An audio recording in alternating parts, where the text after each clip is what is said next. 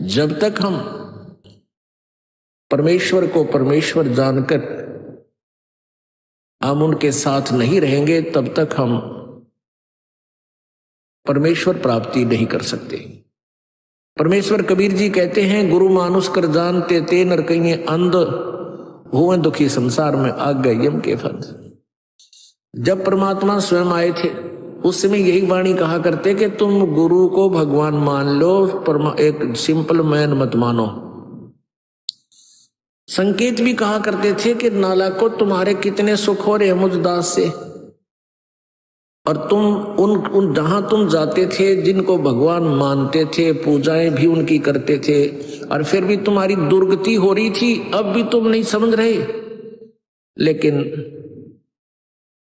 अशिक्षा का कारण यही रहा। अशिक्षा के कारण हम परमात्मा को नहीं पहचान सके।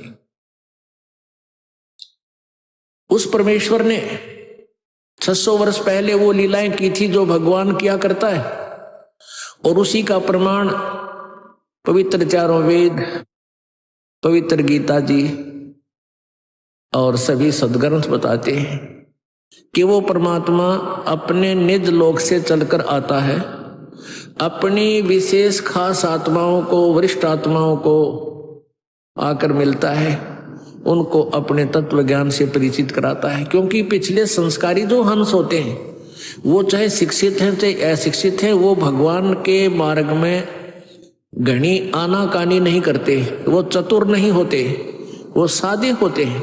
तो उन सादे लोगों का, सादे भक्तों का नाजायज फायदा उठा लिया है नकली गुरुओं ने।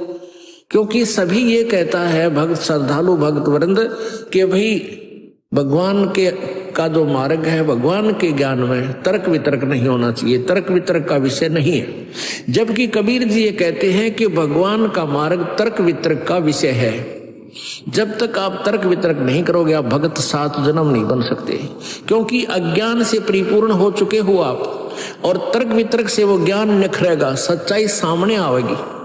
तो हम जितना भी ज्ञान आज तक स्वीकार किए हुए थे, सुने हुए थे, वो सारा ही विपरीत था।